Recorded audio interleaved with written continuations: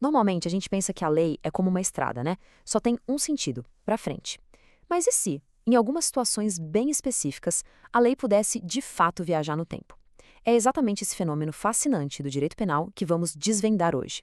Essa é a grande questão. Vamos imaginar o seguinte: alguém comete um ato hoje com as regras que valem hoje. Mas amanhã o Congresso cria uma nova lei. E aí, qual delas vai ser aplicada? A resposta para essa pergunta revela um dos princípios mais importantes da justiça. A ideia fundamental é que a lei pode sim voltar ao passado, mas só com um propósito muito claro: beneficiar a pessoa acusada. Isso tem um nome, é o princípio da retroatividade benéfica. Em termos mais simples, se uma lei nova for mais branda, ela pode alcançar situações que aconteceram antes mesmo de ela ser criada.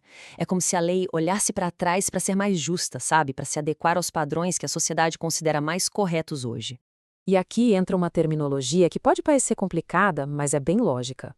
No direito se usa os termos em latim lex meteor, para falar da lei mais branda, essa que pode viajar para o passado, e lex gravior, para a lei mais rígida, que é mais prejudicial. A regra é bem clara: para beneficiar, a lei volta no tempo, mas para prejudicar, de jeito nenhum. Ela só vale daqui para frente. Bom, vamos sair um pouco da teoria e ver como isso funciona na prática. Tem um exemplo bem concreto que mostra isso perfeitamente.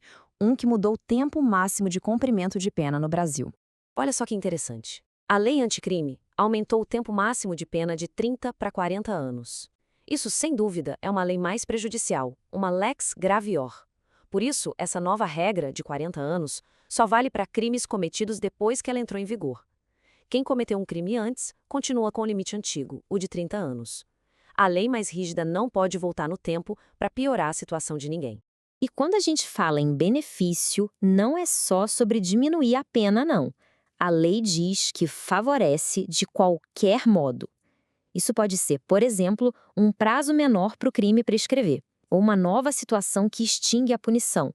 Pode até ser uma regra mais fácil para conseguir a progressão de regime. Ou seja, qualquer tipo de vantagem conta.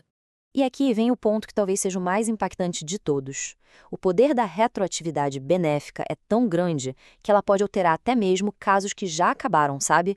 Como a sentença final, o que a gente chama de trânsito em julgado. Isso quer dizer que se alguém já está cumprindo pena e surge uma lei nova que é mais branda, essa lei tem que ser aplicada. E quem garante isso é o juiz da execução penal. Mas e quando a lei nova não é 100% boa nem 100% ruim? E se ela tiver partes que ajudam e partes que atrapalham? Bom, aí a gente entra num dilema jurídico bem interessante. Essa é a pergunta de $1 milhão. Seria possível fazer uma espécie de lei customizada? Pegar só o que é favorável da lei antiga e combinar com o que é favorável da lei nova? A defesa de um acusado, claro, diria que sim, mas os tribunais precisaram dar uma resposta definitiva para isso. O melhor exemplo para entender isso é o caso da Lei de Drogas. A Lei Nova, de 2006, fez o seguinte: aumentou a pena mínima para o tráfico, o que é ruim. Mas, ao mesmo tempo, ela criou uma coisa que não existia antes, o chamado tráfico privilegiado, que pode reduzir muito a pena para réus primários. E agora? Poderia alguém pedir para ter a pena base baixinha da lei antiga e, ao mesmo tempo, a redução de pena que só existe na lei nova? Depois de muita discussão, os tribunais mais altos do Brasil, o Supremo Tribunal Federal e o Superior Tribunal de Justiça, chegaram a uma resposta final para essa questão. A lógica por trás da decisão foi a separação de poderes.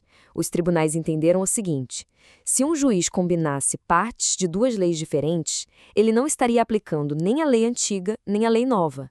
Na prática, ele estaria criando uma terceira lei, uma lei C. E criar leis é função do poder legislativo, não do judiciário. Portanto, o procedimento correto foi estabelecido de uma vez por todas. O juiz deve pegar a lei antiga e a lei nova e analisar cada uma como um pacote fechado. Depois, ele tem que decidir qual dos dois pacotes, no conjunto da obra, é mais vantajoso para a pessoa. A lei escolhida, então, é aplicada inteira. Nada de pegar um pouco daqui e um pouco dali. E essa proibição de combinar leis não é só uma opinião, não. É um entendimento consolidado. O STJ, inclusive, transformou essa decisão em uma súmula, que é um resumo oficial da sua posição. A súmula 51 deixou bem claro que não é possível combinar os aspectos favoráveis das duas leis de drogas. Então, depois de tudo isso, o que a gente pode concluir? Qual é a grande ideia por trás desse princípio que permite à lei viajar no tempo?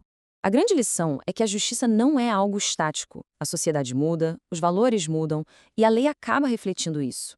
O princípio da retroatividade benéfica garante que essa evolução legal possa sempre beneficiar as pessoas, aplicando o padrão de justiça que é considerado o mais atual, o mais humano, mesmo para fatos que aconteceram lá no passado. E isso nos deixa com uma última reflexão. A retroatividade benéfica parece sugerir que a resposta é não. Ela permite que a justiça se atualize, garantindo que ninguém seja punido com base em padrões que a própria sociedade já olhou e concluiu que eram rígidos demais.